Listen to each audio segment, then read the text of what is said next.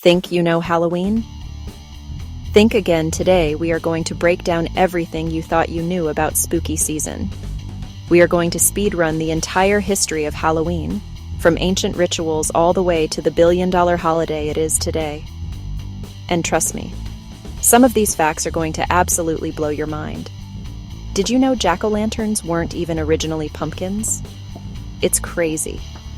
We are going to make this the most insane Halloween history lesson you have ever seen.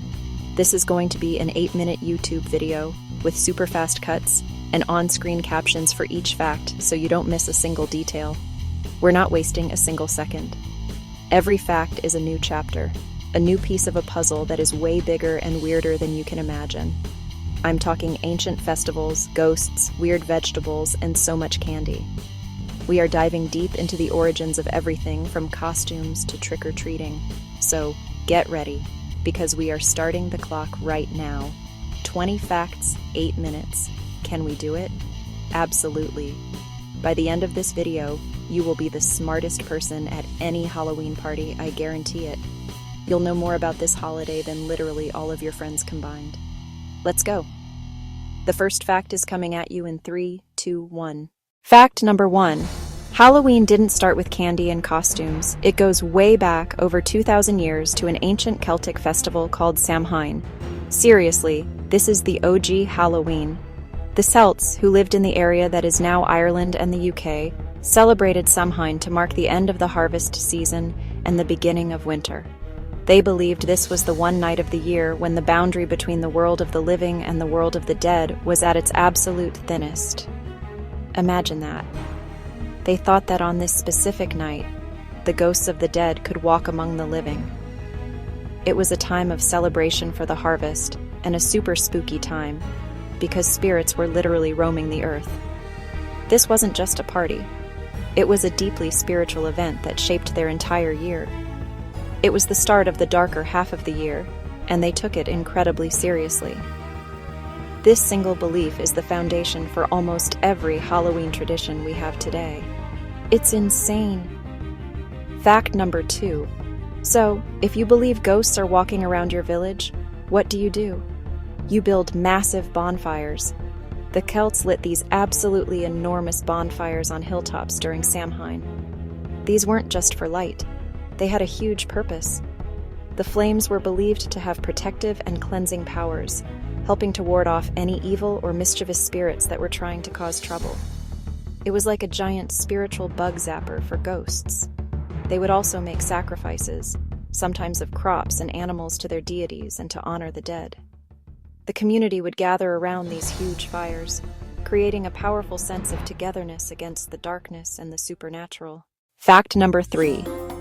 Fact number 3. Costumes to confuse spirits. This is where costumes come in, and it's not what you think. The Celts started wearing disguises, but it wasn't for fun or to get candy. It was a survival tactic. They believed that if you went outside on Samhain, you might encounter spirits walking the earth. To avoid being recognized as human and potentially being hassled or even carried off by a ghost, they would wear costumes. These weren't superhero costumes. They were made from animal heads. They were made from skins to disguise themselves as fellow spirits, their appearance shifting into a ghostly form. The idea was to blend in. If a ghost saw you, it would just think, "That's just another weird-looking spirit," and leave you alone. It was the ultimate camouflage. So the next time you put on a mask, remember you're taking part in an ancient tradition designed to literally fool ghosts into thinking you're one of them. Visual. Side by side. Ancient Celtic costume versus modern Halloween costume. Beat. Chapter 4. Ghosts. Fact number 4. The Celts didn't just believe that random spirits were wandering around. They believed the ghosts of their own ancestors could return home for the night. Families would set extra places at the dinner table, leave out food, leave out drink. A sign of respect and hospitality. To make sure ancestors felt welcomed and honored, not angry or neglected. While they tried to scare away evil spirits with bonfires and with costumes, they were also rolling out the welcome mat for their own ghostly relatives. It's a crazy mix of spooky and sentimental. feet. Fact number 5. After the Roman Empire conquered most of the Celtic lands around 43 AD, their traditions started to merge. The Romans had their own festivals to honor the dead. One was called Feralia, late October. They commemorated their deceased ancestors. Sound familiar? They also had a festival for Pomona, goddess of fruit and trees. The symbol was the apple, and this likely inspired bobbing for apples. Over 400 years, ancestor rites and harvest apples mixed into the spooky Celtic ghost festival. Halloween was becoming a hybrid holiday. Chapter 8. Fact number 8. This fact is absolutely insane. The original jack-o'-lanterns were not pumpkins. In Ireland and Scotland, turnips, potatoes, and beets were carved to scare away wandering spirits, especially a mythical ghost named Stingy Jack. The legend says Jack tricked the devil and was cursed to roam forever with only a burning coal inside a carved turnip. So people made Jack's lantern to frighten him away. Imagine trying to carve a turnip. They're small, hard, and way tougher than pumpkins. The result? Small, grotesque, genuinely scary lanterns. Chapter 9. Fact number 9. So why do we use pumpkins? Irish and Scottish immigrants brought the lantern tradition to America, but turnips were less common. Pumpkins were everywhere. Native, larger, way easier to carve. The switch completely changed Halloween's look. Bigger, more elaborate, less terrifying. The American pumpkin became the new canvas, and the tradition exploded. We literally have America to thank for the big orange pumpkins we carve every year. Trick-or-treating has some really weird roots. On All Souls Day, poor people went door to door offering prayers for the dead in exchange for soul cakes, prayers for pastries. In Scotland and Ireland, youths wore disguises and performed a trick, singing, reciting, joking, for food, drink, or money. Eventually, the practices merged. Modern kids now just get candy. No praying, no performing. Halloween went nationwide in the late 1800s, thanks to massive Irish immigration after the Great Famine. Costumes, pranks, and jack-o'-lanterns spread across America. To curb vandalism, towns pivoted to wholesome, organized fun. Parades, parties, contests, and trick-or-treating as a supervised kids' activity took off. Mid-20th century, candy companies marketed small, individually wrapped treats. Cheap, easy, safe, creating a huge sales season. By the 70s, fears about unwrapped treats meant factory-sealed candy became standard. Hence today's giant candy bags. Black represents the death of summer and the long winter nights, the mystery of the thinning veil. Orange is the harvest, pumpkins, autumn leaves, and the bonfire's warmth, life, and bounty.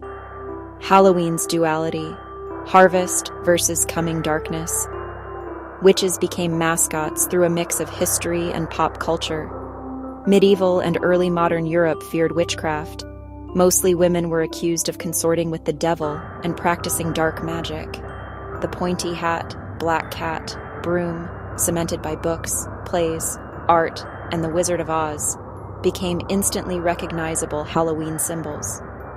In the Victorian era, spiritualism boomed. Seances, Ouija boards, and mediums were fashionable. Halloween parties featured fortune-telling and spirit communication. People tried to divine future partners or get messages from deceased relatives, deepening Halloween's supernatural reputation. Early 20th century, citywide parades, like Anoka, Minnesota's, moved Halloween into the streets, channeling energy from vandalism to spectacle. Parades grew into huge cultural events, with millions attending in cities like New York. Fact number 18. What do you want to be for Halloween? Pop culture decides.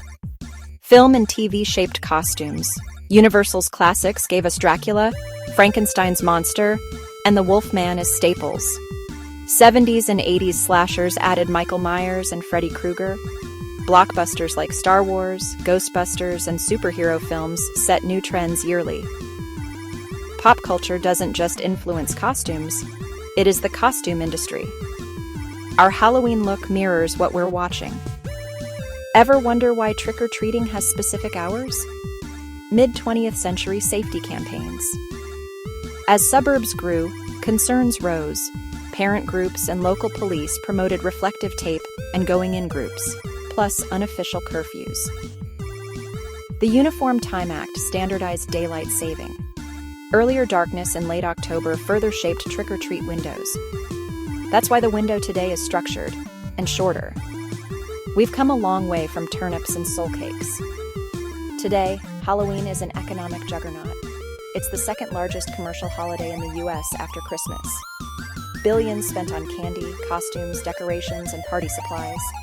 Billions on candy alone, supporting jobs and massive logistics.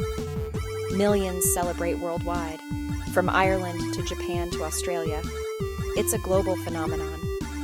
It's an incredible mix of ancient rituals, Christian observances, immigrant traditions, and modern commercialism.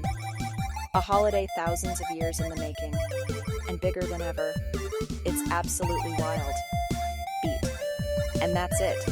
That's 20 rapid Halloween facts in under 8 minutes. We did it. From ancient Celtic festivals to a multi-billion-dollar global industry. Isn't it crazy how carving turnips to scare a ghost named Jack turned into massive pumpkin carving and the candy-eating holiday we have today? The history is deeper and weirder than you'd think. I will never look at a Halloween decoration the same way again.